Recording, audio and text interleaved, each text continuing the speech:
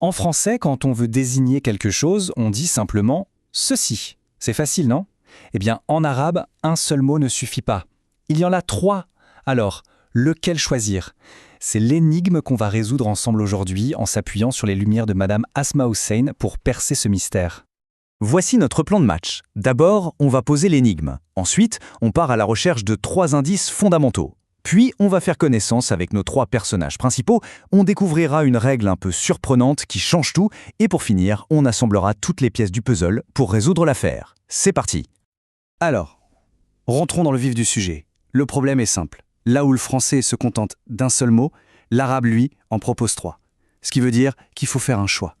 Voilà la question centrale. Pour montrer un livre, un ami ou une voiture, le mot va changer à chaque fois. Alors comment savoir lequel est le bon? C'est ce qu'on va décortiquer maintenant. Et voici nos 3 protagonistes. On a hadha, hadhihi et haoulaï. Chacun a un rôle bien précis. Et pour savoir lequel utiliser, il faut d'abord comprendre les règles du jeu.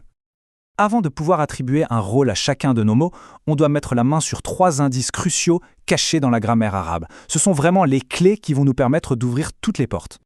Nos 3 clés, les voici. D'abord, il faut savoir si on parle d'une seule chose ou de plusieurs. Ensuite, si cette chose est vue comme masculine ou féminine. Et enfin, si elle est considérée comme rationnelle ou irrationnelle. On va voir ça tout de suite. Premier indice, le nombre. C'est assez simple, mais attention, il y a une petite nuance.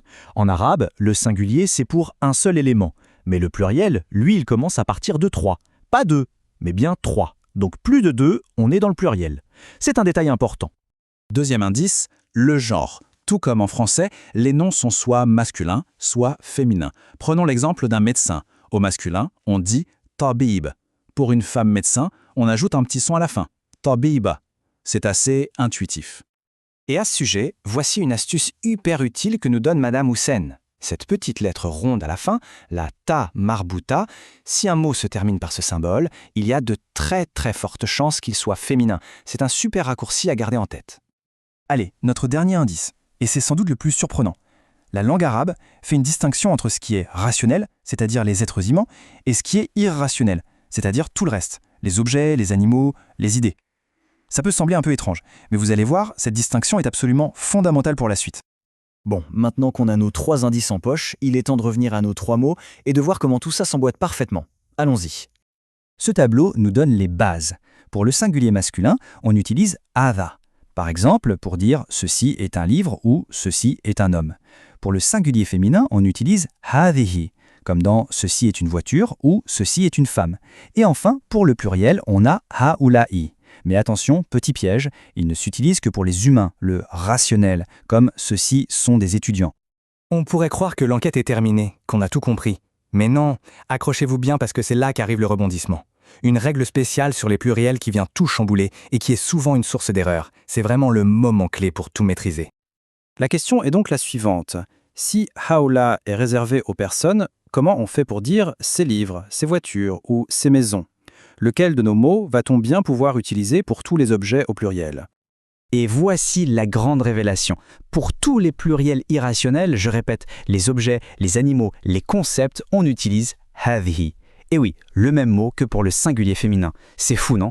Donc on dira « haoula et atibba » pour ces médecins, mais « hadhihi kutub » pour ces livres. Ça, c'est la règle la plus importante à retenir de toute cette explication. Voilà.